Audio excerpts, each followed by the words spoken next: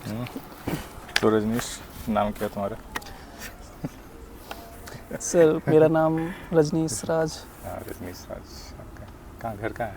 Sir मैं मुजफ्फरपुर से belong करता हूँ। अच्छा, मुजफ्फरपुर टाउन से? सर टाउन तो नहीं, लेकिन थोड़ा सा हट गया है, मतलब ज़्यादा नहीं, हाँ। सटा ही हुआ है, मतलब हाँ। एटलीस्ट वही 8-10 किलोमीटर। 10 बट मैं रहा टाउन में ही हूँ बचपन अच्छा, से। बचपन से। हाँ मतलब स्कूलिंग वगैरह कहाँ, मुजफ्फरपुर से? हाँ, स्कूलिंग मेरा मुजफ्फरपुर से हुई है। 10th मैंने प्रिस्टाइन चिल्ड्रन हाई स्कूल, हाँ। जो मुजफ्फरपुर में ही है, वहाँ से किया है। फिर मैंने 12th संत जोसेफ सीनियर सेकेंडरी स्कूल, हाँ। वो मुजफ्फरपुर में ही एक जगह काटी है, वहाँ से हुई है मेरी। अच्छा। फिर 12th में ही मैं पटना आ गया था। यहाँ पे IIT JEE का प्रिपरेशन किया, आर्यभट्ट सुपर 30। अच्छा, आर्यभट्ट सुपर 30, ये आनंद कुमार वाला जो था कि सर आनंद कुमार वाला तो नहीं है वो, हाँ। लेकिन ये अभयानंद सर। अभयानंद, अच्छा अभयानंद जो सर। हाँ जी, हाँ सर। हाँ, जो जिनके साथ में आनंद कुमार ने स्टार्ट किया था सुपर 30। हाँ, हाँ हाँ हाँ। वो DGP ऑफ हाँ, बिहार जो थे। हाँ, अभयानंद। अभयानंद। तो उन्हीं के मतलब सुपर 30 में जेई का प्रिपरेशन किया था। IIT JEE का। IIT जेई का। अच्छा। ओके, तो वो फिर उसके बाद कहाँ फिर एडमिशन लिया? फिर मैंने 12th first attempt IIT JEE का पटना सुपर 30 से पढ़कर दिया। तो उस समय मैं जब दिया था ना IIT JEE का एग्ज़ाम, तो उस समय IIT JEE क्रैक करा, बट अच्छे रैंक से नहीं किया। 5353 मेरी रैंक थी, बट कैटेगरी रैंक थी, OBC रैंक थी। इसके वजह से जनरल रैंक नहीं होने की वजह से मुझे कोई ID नहीं मिल पाया। तो फिर नेक्स्ट ईयर मैंने कोटा से फिर से IIT JEE का सेकेंड अटैम्प्ट लिया। अच्छा, ठीक है। बट कोटा गए थे फिर पढ़ाई करने? हाँ, वहाँ फिर से दोबारा तैयारी करने के लिए गया था। तो फिर मैंने वहाँ से दोबारा IIT JEE का सेकेंड अटैम्प्ट दिया, लेकिन उस समय अनफॉर्चुनेटली मेरा उस समय सिलेक्शन हो नहीं पाया। ठीक है। फिर मैंने उसी IIT JEE का पहला राउंड मेंस होता है ना, तो मेंस के मार्क्स के बेसिस पे ही दिल्ली में एक UPTU का कॉलेज है, Indraprastha engineering college. Indraprastha engineering college नाम सुना हुआ है, इंद्रप्रस्थ इंजीनियरिंग कॉलेज। हाँ सर, वो गाज़ियाबाद दिल्ली में ही है।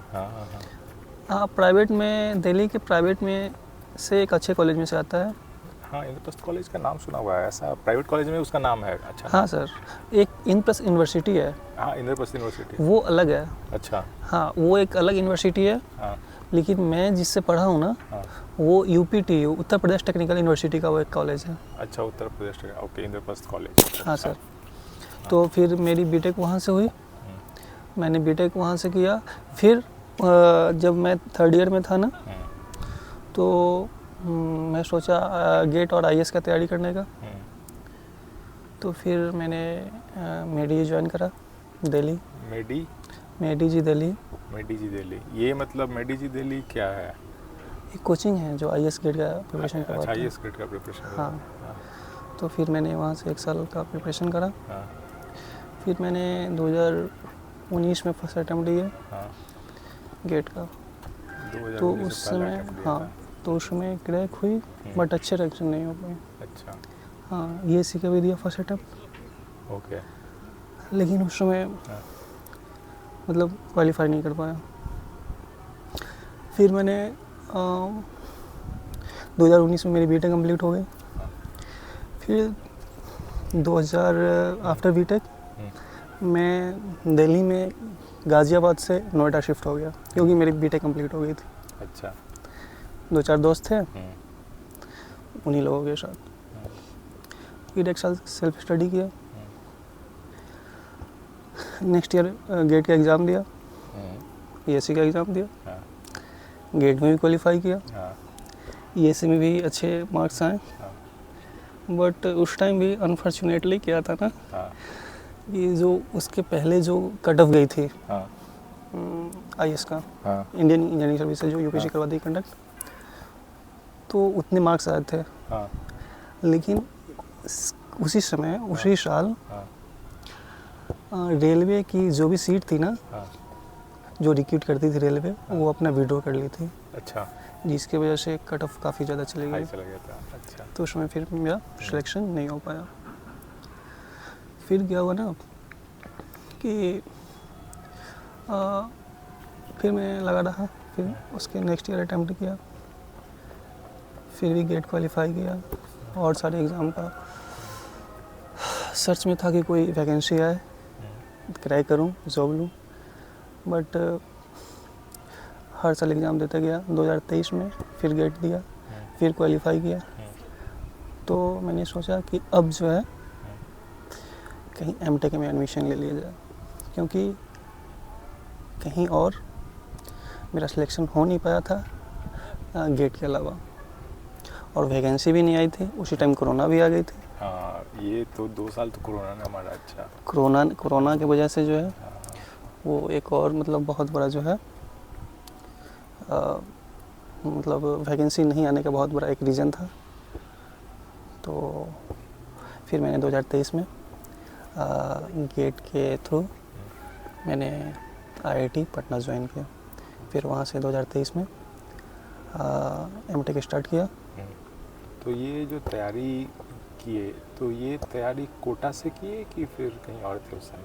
अच्छा, गेट ये सीखा मैंने कोटा से आईआईटी जेईई का तैयारी किया था। अच्छा, आईआईटी जेईई का। और गेट की तैयारी मैंने सर दिल्ली से किया था, वही मेडीजी का जो मैंने नाम मेडीजी। अच्छा, जो यूपीएससी का भी यूपीएससी ईएससी हाँ, और प्लस गेट दोनों का तैयारी साथ में करवाता है। हाँ, तो वहीं से किया। हाँ। दिल्ली में कहाँ रहते थे? हाँ सर, दिल्ली में मैं गाज़ियाबाद में कॉलेज में ही रहता था। अच्छा। मतलब कॉलेज के हॉस्टल में ही रहता था। तो कॉलेज तो ख़त्म हो गया था? नहीं सर, उसमें क्या था ना कि मैं जब थर्ड ईयर में था ना, थर्ड ईयर लास्ट में, तो मैंने कोचिंग ज्वाइन किया था। और वो भी जब कोचिंग जो ज्वाइन किया था ना, वो वीकेंड क्लासेस मेरी थी। अच्छा। मतलब वीक में 2 ही दिन क्लास होती थी, सैटरडे और संडे को। अबाउट 9-10 घंटे की क्लास होती थी एक दिन में। अच्छा। हाँ, सुबह 8:20 से शाम 6 बजे तक क्लास होती थी। अच्छा। बीच में 1 घंटे की ब्रेक होती थी। हाँ। वही लगभग 1 से 2 ब्रेक होती थी। फिर क्लासेस 4 घंटा कंटिन्यू होती थी। तो ऐसे ही करके मेरी गेट और ईएससी की प्रिपरेशन 1 साल की प्रिपरेशन हुई मेडीजी में। फिर मैं उसके बाद क्या हुआ कि मैं सेल्फ मतलब प्रिपरेशन करते गया, एग्ज़ाम देते गया, अटैम्प्ट मारते गया, सेल्फ प्रिपरेशन करते गया, अटैम्प्ट मारते गया। गेट में तो हमेशा सिलेक्शन होता गया, बट ईएससी में ना होते होते इस साल भी दिया, करंट ईयर मैंने गेट भी दिया, ईएससी भी दिया। गेट में सिलेक्शन हुआ, बट ईएससी में क्या हुआ ना कि मेरी 193 मार्क्स हैं और कट ऑफ गया अबाउट 205 थोड़े से रह गया। तो बस एक रिग्रेट हमेशा के लिए फिर से। तो चांस तो फिर से है। हाँ, अभी तो एज है। नेक्स्ट ईयर आई होप कि क्रैक हो जाना चाहिए। तो एटलीस्ट एवरी ईयर मतलब you are getting better. Yes sir. हाँ, तो ये हो रहा है कि हर साल इम्प्रूव कर रहे हैं। Yes sir. तो डेफिनेटली अगले साल होप ज़्यादा है, चांसेस ज़्यादा है। तो यहाँ का एक्सपीरियंस कैसा रहा आईआईटी? हाँ, आईआईटी पटना का एक्सपीरियंस बहुत अच्छा रहा सर। पढ़ाई का माहौल है, बच्चे भी अच्छे हैं, सभी पढ़ने में लगे हुए हैं। हमारे बैच का एक अलग ही माहौल है, सारे बच्चे प्रिपरेशन में लगे हुए हैं। तो एक पॉजिटिव माहौल है यहाँ पे, मतलब पढ़ाई का, प्रिपरेशन का, जो एक हमारे लिए बहुत मतलब बेनिफिशियल है। मतलब यहाँ पे ये है कि स्टूडेंट्स जो भी हैं वो अपने करियर को लेकर सीरियस हैं, बहुत सीरियस हैं। वो चाहे वो टेक्निकल फील्ड में जाना हो या किसी भी फील्ड में, टेक्निकल में हो, नॉन टेक्निकल में हो, सिविल सर्विसेज में जाना हो, जिनको जिस फील्ड में जाना है वो अपने फ्यूचर के करियर को लेकर के बहुत सीरियस और सिंसियर है। हाँ, बहुत सिंसियर है यहाँ पे। तो ऑब्वियसली जब आसपास के लोग ऐसे सिंसियर होते हैं तो अपने आप में भी मतलब खुद फील होता है कि अरे मुझे भी करना है, मुझे भी मतलब जॉब चाहिए, जॉब किसको नहीं चाहिए। तो अपने आप में एक पॉजिटिव मतलब पढ़ाई के प्रति जो है ना, प्रिपरेशन के प्रति एक पॉजिटिव मोटिवेशन मिलता है। हाँ, बिल्कुल मोटिवेशन मिलता रहता है ऐसे। तो ये चीज़, ये तो है। और कैंपस भी अच्छा है। हाँ, कैंपस तो आईआईटी का कैंपस है। हाँ, तो बढ़िया, बेटर तो है ही सर। हाँ, बेटर तो हाँ। ह्यूज सा बड़ा सा। हाँ, 500 एकड़ का कैंपस है, हर चीज़ वेल मतलब इस्टेब्लिश्ड और yes, हर चीज़ प्रॉपर वे में है। तो हाँ, एक बिल्कुल वो तो बिल्कुल बिल्कुल। तो और जो गेट का तैयारी किए तो उस समय कैसे पढ़ते थे मतलब? हाँ सर, गेट का जो प्रिपरेशन टाइम था ना, हाँ। स्ट्रगलिंग फेज था। हाँ। वो इसलिए ना कि जो जिस टाइम गेट का प्रिपरेशन करने का टाइम था ना, वो आफ्टर बीटेक था। जिस समय मैं अबाउट 23-24 क्रॉस कर चुका था। मैं मतलब मेरी एज हो गई थी लगभग 23।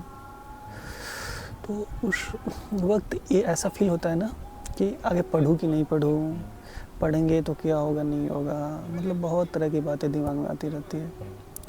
तो फिर मैंने डिसाइड किया गेट का प्रिपरेशन इसलिए ना क्योंकि गेट के प्रिपरेशन से पॉजिटिव पॉइंट मेरे लिए ये था कि पहला तो मुझे आईआईटी जाने का मौका मिलता, जो ऑलरेडी मुझे एक अपॉर्चुनिटी मिल गया है। दूसरा कि डायरेक्ट जॉब का अपॉर्चुनिटी मिलता पीएसयूज में। हाँ, वहाँ पे गेट के स्कोर से इंटरव्यू के लिए कॉल करते हैं शायद। हाँ, इंटरव्यू के लिए डायरेक्ट कॉल आता है। हाँ। आपका अगर गेट स्कोर बढ़िया है हाँ। तो डायरेक्ट पीएसयू से कॉल आती है।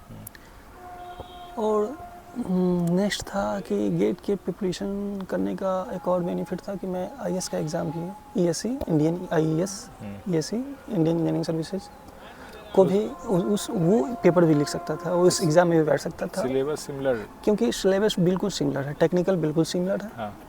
तो इस चीज़ को लेकर के ना हाँ। गेट हमारे लिए एक बहुत पॉजिटिव पॉइंट था।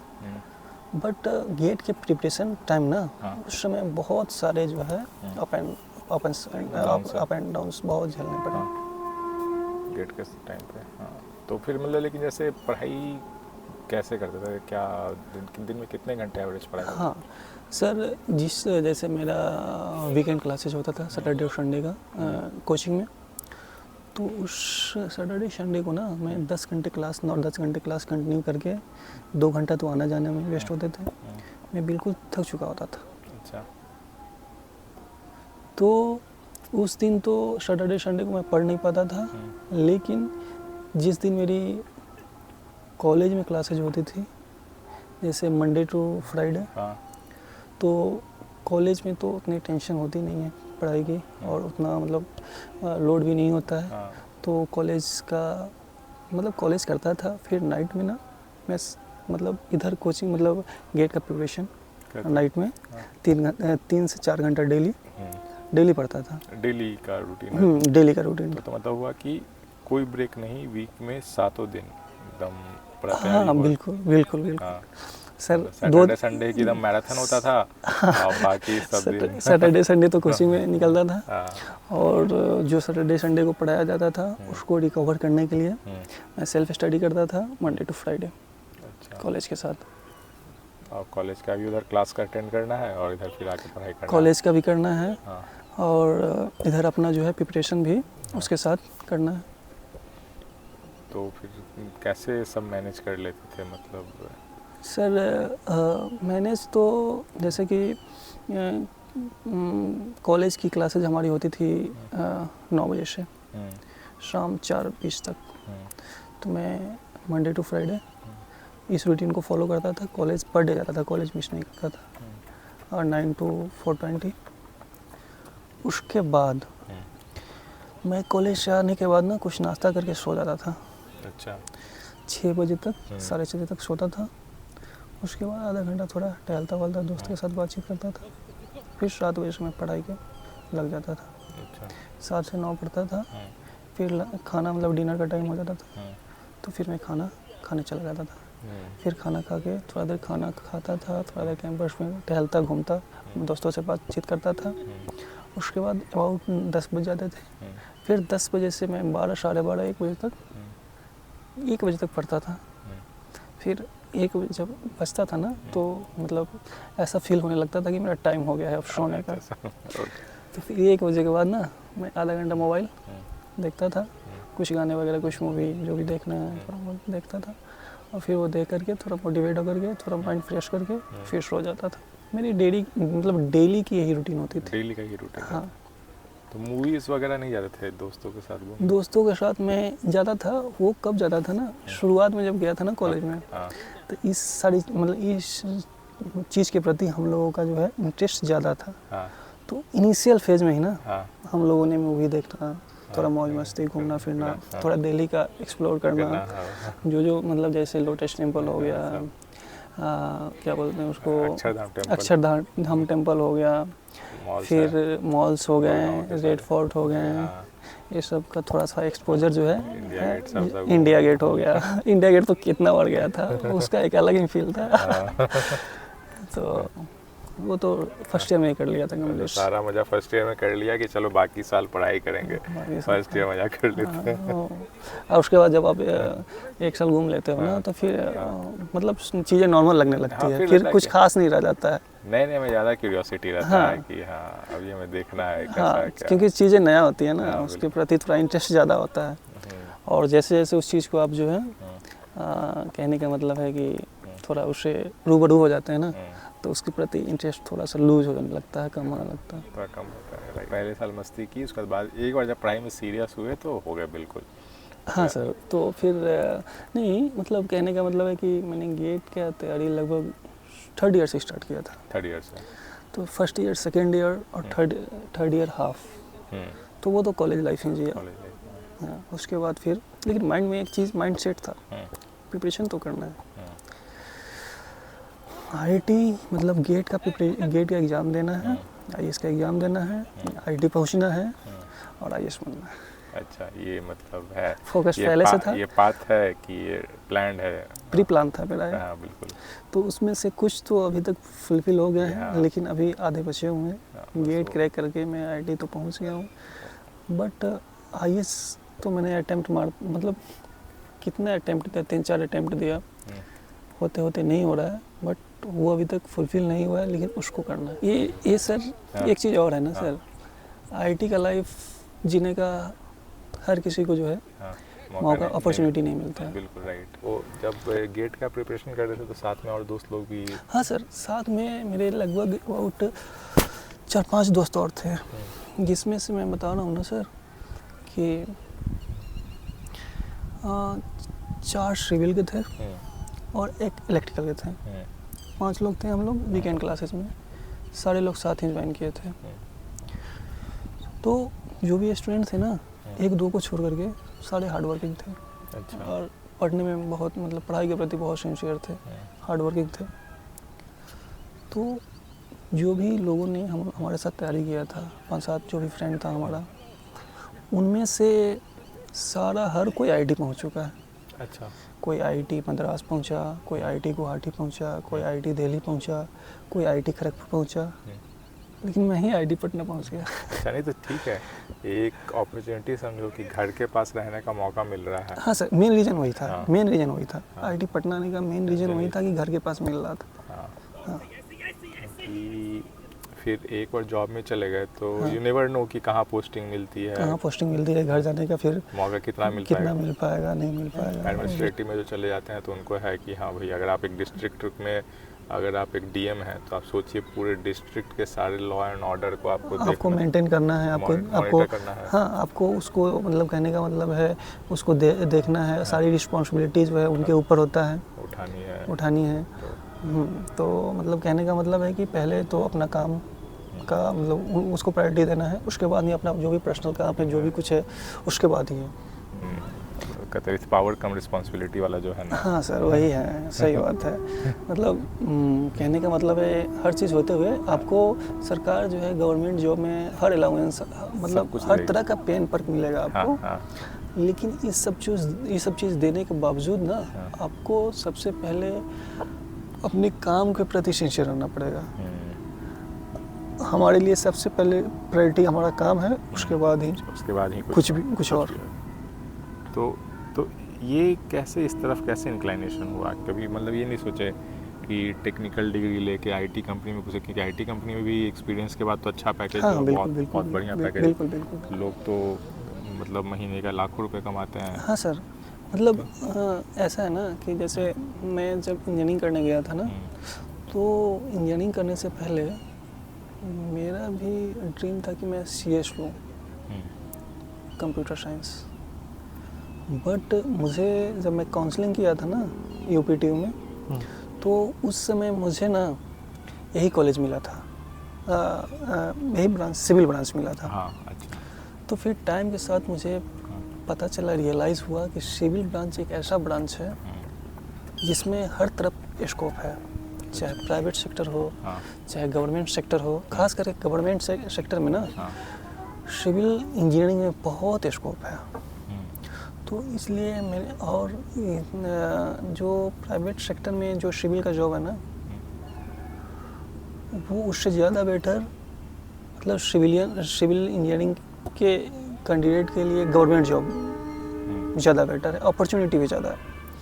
उसी टाइम मेरी रुझान जो है मतलब गवर्नमेंट जॉब की तरफ एज ए इंजीनियर एक प्रोफेशनल होते हुए मतलब इस फील्ड में मतलब इंटरेस्ट मेरा जग गया। अभी कैसे IIT में क्या शेड्यूल है अपना, मतलब प्रिपरेशन का कैसे? हाँ सर, रूटीन? जब मैं IIT पहुंचा ना फर्स्ट ईयर में, मुझे ना थोड़ा सा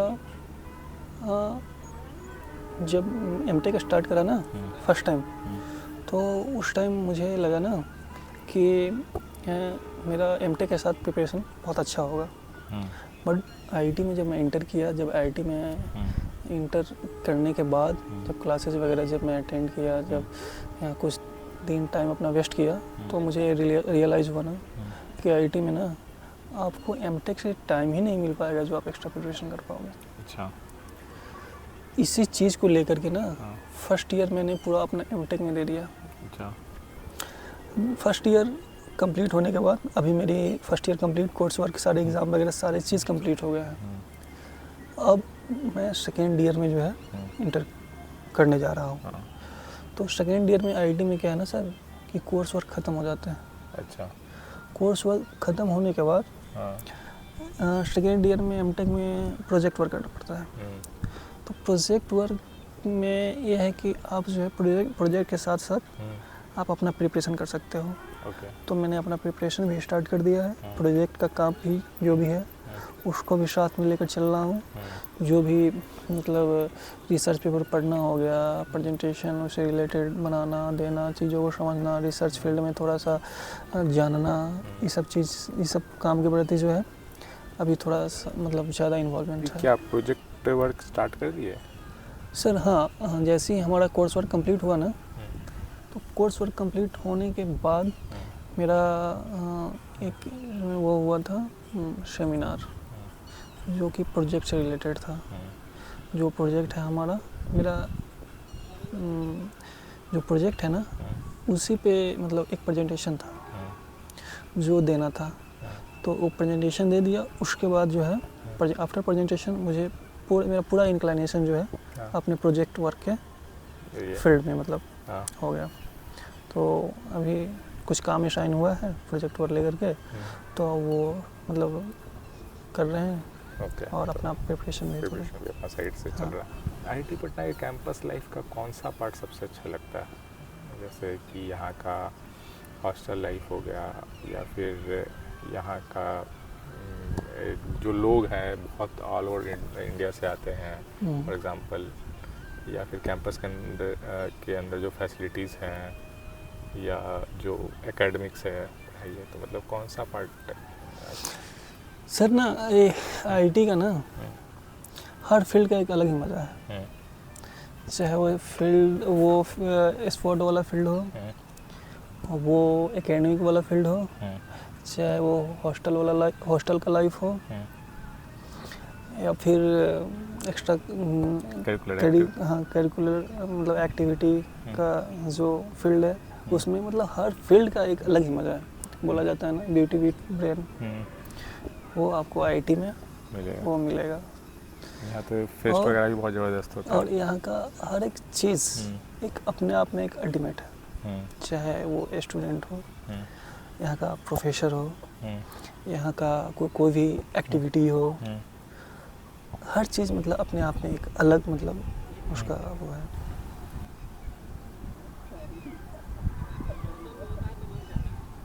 बढ़िया लग रहा है, खुला खुला यहाँ। सर मतलब आईटी में ना एक और है ना, एक चीज़ और है ना कि आपको एक रियल स्टेडियम वाला फील आता है। हाँ, इतना बड़ा मैदान, बिल्कुल। इतना बढ़िया मतलब ग्रीनरी कैंपस। हाँ हाँ, इतना अच्छा स्पोर्ट कॉम्प्लेक्स। हाँ हाँ, सुबह हो, शाम हो, नाइट हो, हर टाइम का एक मतलब अपना एक अलग फीलिंग है। हाँ, और कैंपस के अंदर में तो आप किसी भी टाइम निकलो, कोई दिक्कत नहीं है। हाँ, कैंपस में आप मतलब कभी भी मतलब वो घूम सकते हो, कभी भी कहीं भी जा सकते हो। इसमें कोई भी इसमें बैरियर नहीं है, कोई भी रोकने वाला नहीं है। मतलब एक मतलब होता है ना कि आईआईटी का नाइट कैंपस मतलब नाइट टूर जो होता है ना, उसका एक अलग ही मज़ा है, अलग ही माहौल रहता है, एक अलग ही माहौल रहता है। नाइट में हमको लगता है ज़्यादा इनफैक्ट एक्टिव हो जाता है, मतलब सारे बच्चे एकदम चलते हैं। वो क्या है ना कि जैसे नाइट का ना माहौल एक ऐसा मतलब एक ऐसा टाइम ही होता है ना जिसमें मतलब खास करके आईटीएंस जो होते हैं ना उसमें मतलब अपना काम करना स्टार्ट करते हैं। वो टाइम जो है ना, चाहे वो एजुकेशन पढ़ाई की तरफ हो या कोई गेम की तरफ हो, कोई एक्स्ट्रा करिकुलम एक्टिविटी की तरफ हो, चाहे वो कहने का मतलब है कि मतलब हेयर एंड देयर घूमने का, कैंपस टूर एक्सप्लोर करने का, दिन भर पढ़ाई की और शाम में रात होते हाँ, एक अलग ही मतलब यहाँ का मंजर होता है, बिल्कुल एकदम अलग, एकदम अल्टीमेट फील आएगा। ऐसा होता है। तो ये कह रहे थे कि अच्छा ये बताओ, सपोज कोई बंदा भी किसी प्राइवेट कॉलेज में या किसी टियर 2 टियर 3 कॉलेज में पढ़ रहा है, बीटेक कर रहा है, और वो चाहता है कि वो गेट क्वालिफाई करके किसी आईआईटी में आए, तो ऐसा कोई स्टूडेंट है उसके लिए मतलब क्या एडवाइस देना चाहोगे कि कैसे वो प्रिपेयर करे? सर, जो भी स्टूडेंट अभी सेकेंड ईयर थर्ड ईयर में हैं उनके लिए मतलब एक अच्छा पाथ अभी स्टार्ट करने का एक मतलब बहुत अच्छा अपॉर्चुनिटी है। क्योंकि सेकेंड ईयर से अगर कोई स्टूडेंट लग जाता है ना तो वो कम टाइम भी दे रहा है ना तो उसको बहुत टाइम मिलता है। लास्ट ईयर तक पहुँचते ना वो अपने आप को एक अच्छे लेवल पे जो है रीच कर चुका होता है, टच कर चुका होता है। और जो स्टूडेंट थर्ड ईयर में है उनके लिए भी काफ़ी अच्छा मतलब एक मतलब अपॉर्चुनिटी है, क्योंकि उनको भी 2 साल का टाइम मिल जाता है और काफ़ी चीज़ें पढ़ चुके होते हैं। लगभग इंजीनियरिंग का 70% चीज़ कवर कर चुके होते हैं। तो उनके लिए भी एक बहुत फेस्ट और मतलब बहुत अच्छा टाइम है स्टार्टिंग करने का गेट के लिए।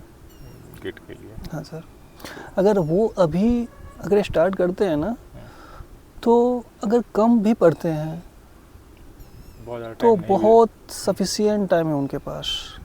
डेली थोड़ा टाइम भी देंगे तो बहुत आराम से बहुत अच्छे लेवल पे पहुंच जाएंगे वो। बहुत अच्छे लेवल पे हाँ, अच्छा स्कोर कर सकेंगे। हाँ, और मतलब अदर सेंस में कहे तो मतलब वो टॉपर भी बन सकता है अगर मतलब सेकंड थर्ड ईयर से स्टार्ट कर दे। हाँ, बिल्कुल।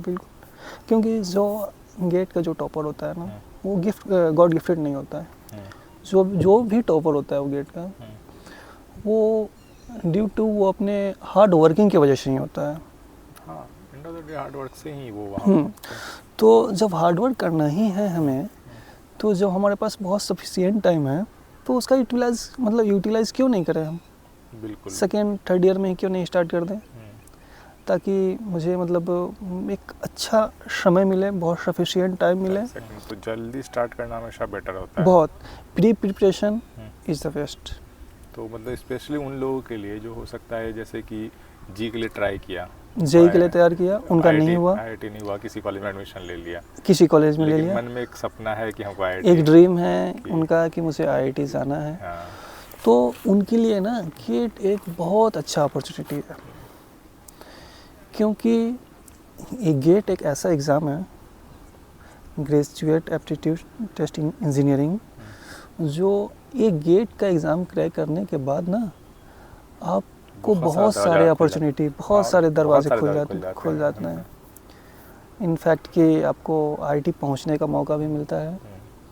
दूसरा कि वहाँ से अच्छे रैंक ला करके डायरेक्ट गवर्नमेंट जॉब पीएसयू में आपको इंटरव्यू मिल सकता है।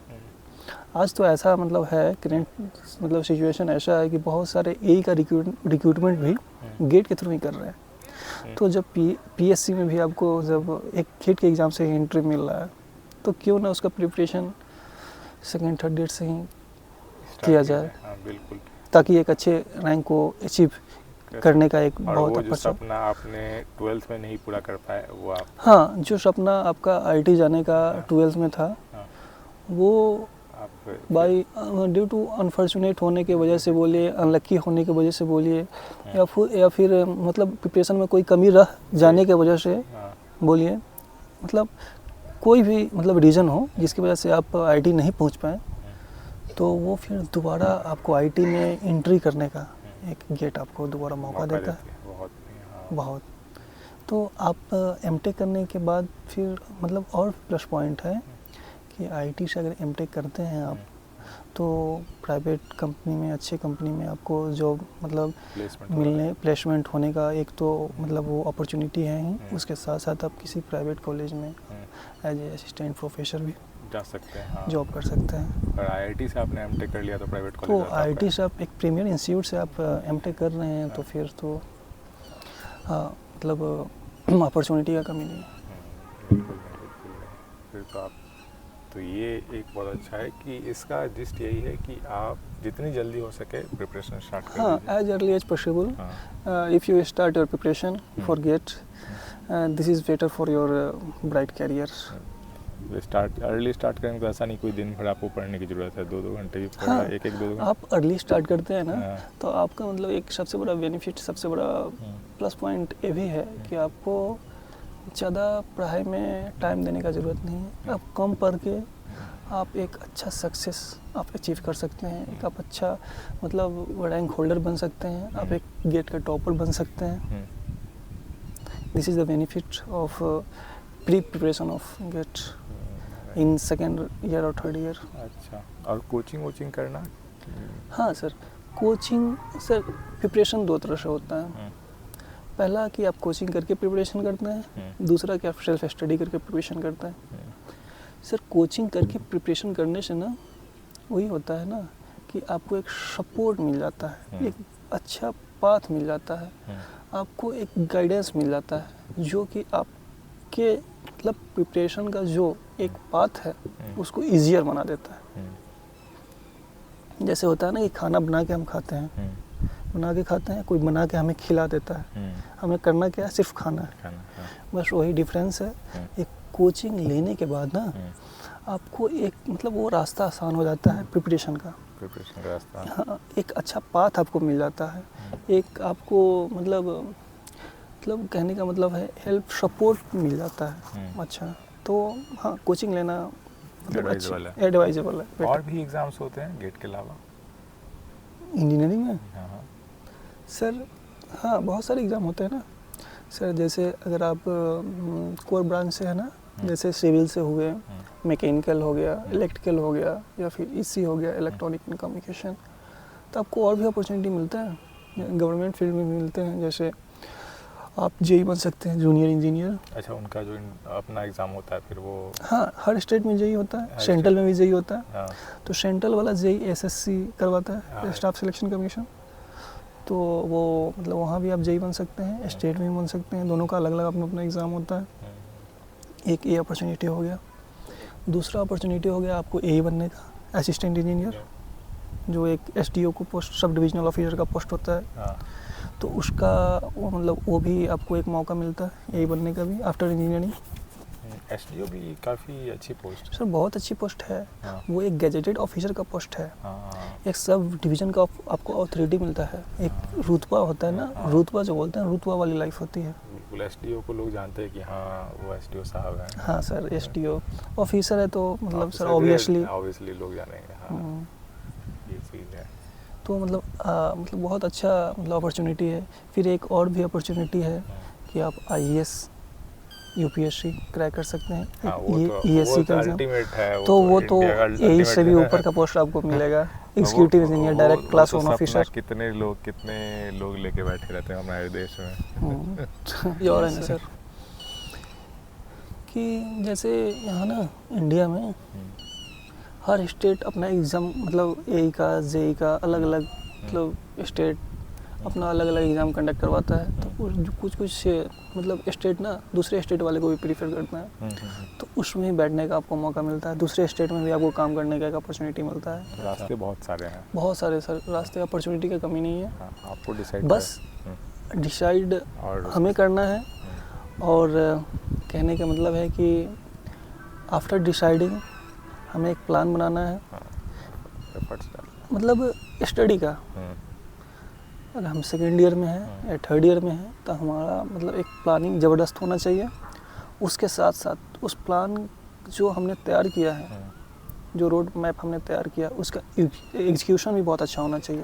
इन द सेंस कि स्टडी भी बहुत अच्छे से होना चाहिए, बहुत मतलब तगड़ी होनी चाहिए। आपने प्लानिंग कर दी और एग्जीक्यूशन वाला हाँ, पार्ट। सिर्फ प्लानिंग करने से कुछ नहीं होता है सर, उसके साथ साथ हमें उसका एग्जीक्यूशन भी बहुत ज़रूरी है। बहुत इम्पोर्टेंट है वो पार्ट, जिसके लिए एकदम डिसिप्लिन के साथ आप हर दिन लगे रहिए उसमें। हाँ सर। मैंने क्या, चलिए बहुत अच्छा लगा बात करके। होपफुली इस बातचीत को देखकर किसी गेट एस्पिरेंट को कुछ हेल्प मिल जाए, बहुत मोटिवेशन मिलेगा सर। हाँ। उनका मतलब बोलते हैं ना कि मतलब रोड मैप ही यही है। उनके लिए सबसे फीजिबल जो चीज़ है ना, वो उनके लिए ही है। ये वीडियो उन्हीं के लिए है, उन्हीं के लिए जो गेट एस्पिरेंट्स हैं। जो गेट एस्पिरेंट्स हैं। कैसे आप अगर आप 12th में नहीं कर पाए जेई क्रैक, हाँ, तो कोई ज़रूरत नहीं है कि डिसअपॉइंट होने की। ठीक कोई है, ज़रूरी नहीं है डिमोटिवेट होने की, कोई ज़रूरत नहीं है। लाइफ में एक मौका और है आपके पास, और है आफ्टर गेट। आफ्टर गेट आप आईआईटी की लाइफ जी सकते हैं। बिल्कुल, सेम कैंपस रहेगा, सेम प्रोफेसर्स रहेंगे, same professor, same building, same mess, same hostel, बिल्कुल सारी चीज़ें आपके लिए सेम रहेगी। Same IIT. हाँ, सेम आईआईटी, सब सारी लाइफ जी सकते हैं। आईआईटी का लाइफ एक्सप्लोर कर सकते हैं। हाँ, ऑल इंडिया से लोग मिलते हैं, उनसे आप फ्रेंडशिप मतलब ऑल इंडिया के लोगों से आप एक्सप्लोर होंगे, मिलेंगे, घुलेंगे, उनसे बातचीत करेंगे। यही सारी अपॉर्चुनिटीज़ प्राइवेट में नहीं मिल पाएंगी। हाँ, यही सारी चीज़ें आपको प्राइवेट कॉलेज में नहीं मिल पाएंगे। हाँ, जो आपको एक आईआईटी देती है, मतलब आपको हर चीज़ देता है। हाँ, एक अच्छा इन्वायरमेंट, अच्छे लोग, अच्छा ब्रेन, मतलब अच्छा सैलरी और एक बेटर लाइफ। हाँ। और एक मतलब कॉलेज लाइफ जो आप ज़िंदगी भर याद हाँ, एक कॉलेज लाइफ है जो आप जीते हो ना आईआईटी में। मतलब एक अल्टीमेट फीलिंग होता है उसका। वो एक अलग मतलब अलग लाइफ ही होता है। मतलब होल लाइफ का सबसे मतलब वो 4 साल जो होता है ना, 3 साल 4 साल, वो बिल्कुल अलग होता है। बहुत अच्छा टाइम रहता है। हाँ, बहुत मतलब अल्टीमेट होता है वो। उसको आप लाइफ टाइम मेमोरेबल बन जाता है वो। बिल्कुल। तो ये ओके, चलिए फिर। Thank you sir. Thank you so much Rajneesh. हाँ सर।